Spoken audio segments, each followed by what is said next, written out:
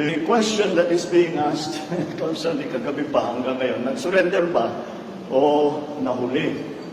I think that's a legal question, pero ganito ang iniisip ko, hindi siya lilinaw kung hindi namin hinapon na gusto.